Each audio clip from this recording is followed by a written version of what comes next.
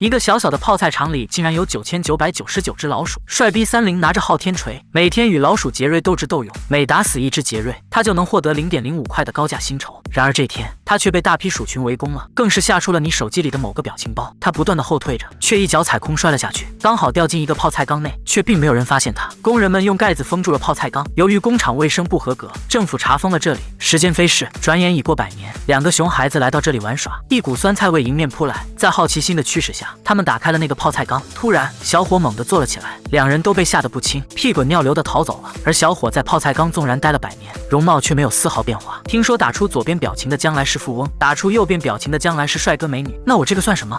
此事引起巨大轰动，小伙为何能存活100年，而容貌不变？科学家也给不出合理解释，那咋办呢？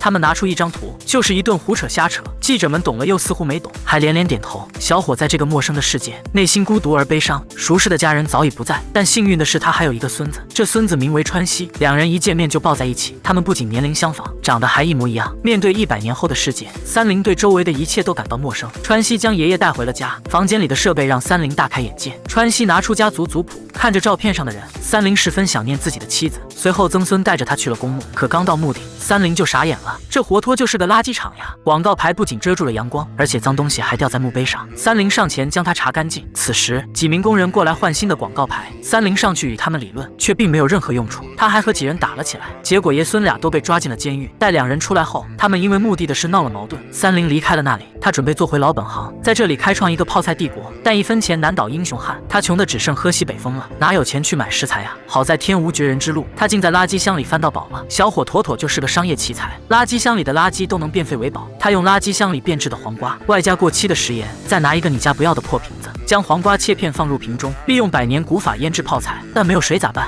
他抬头望天，天空乌云密布，随后下起瓢泼大雨，一批泡菜制作完成，他推着车就上街售卖。两个网红一闻这泡菜，我的天呐，这臭味直冲天灵盖，似乎来自于地狱的味道，腐臭中还伴随着一股大蒜味。两人花了0.01块的高价买下了泡菜，三菱自己都不敢相信，就是这样的泡菜竟引起众人的疯抢，更是轰动了整个网络。因为其腐臭上头的味道，加之没有任何添加剂，一时之间泡菜深受消费者们的喜爱，三菱更成了网络红人。而川西看到屏幕前的爷爷，气就不打一处来。向来孝顺的他打电话给卫生局投诉爷爷泡菜卫生问题。第二天，一群人正排着队买泡菜，然而2名执法人员却查封了他的摊子。当购买者得知食材都来源于垃圾箱时，都将泡菜给丢掉了。三菱感受到深深的无奈，两网红给他提了建议，让他扩大规模，可以找一些大学生来兼职帮他制作泡菜。三菱说干就干。这一次他买了正经的黄瓜，每个人都配备了手铐，在他的指导下，严格把控每一道生产工序，最终完成了干净又卫生的泡菜。既卫生又好吃的泡菜在城市中瞬间卖疯了。三菱更是赚得盆满钵满，并成功买下了家族墓地，还砍掉了巨大的广告牌。曾孙川西看到爷爷火爆全网，一阵羡慕嫉妒恨，连网络界的扛把子马腾腾都要投资他的泡菜生意。川西气的血压都飙到了580。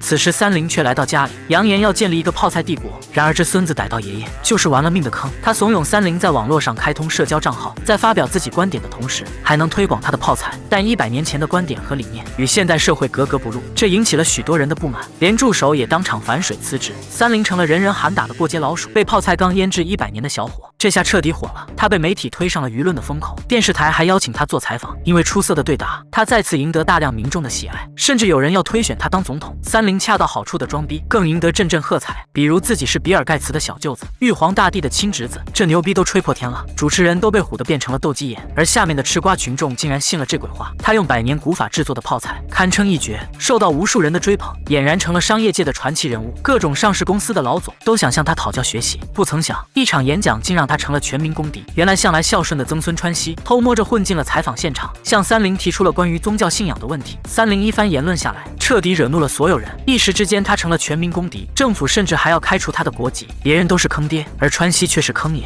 此刻三菱只能向曾孙求助，想让川西送自己去往别处生活。纵然川西坑了他无数遍，三菱却待他如初恋，但这祖宗毕竟是他的祖宗呀，川西只能答应了下来。两人在出发的路上，川西一个野狗吃屎，手掌被划出伤口，三菱二话不说就将自己衣服撕破给他包扎伤口。到了晚上，天空竟飘起雪花，看到这孙子冻得瑟瑟发抖，三菱将他搂在怀里取暖。这一路无微不至的照顾让川西心生愧疚，将自己如何坑祖宗的事和盘托出。三菱一听怒了，沙包大的拳头将孙子砸晕，这声音也引起边境士兵的注意。三菱则刮掉了胡子，换上了曾孙的衣服，曾孙则被士兵给带走了。到了晚上，三菱回到曾孙家里，闲来无事，他翻起了家族族谱，不曾想里面却掉出一张纸条。原来川西一直想用自己的方式来证明自己。这边川西则被遣送回了老家。三菱最终找到了他，爷孙两人重归于好。他们准备将古法泡菜发扬光大，建立一个商业帝国。如果有一天你一觉醒来就是100年后，你会做啥呢？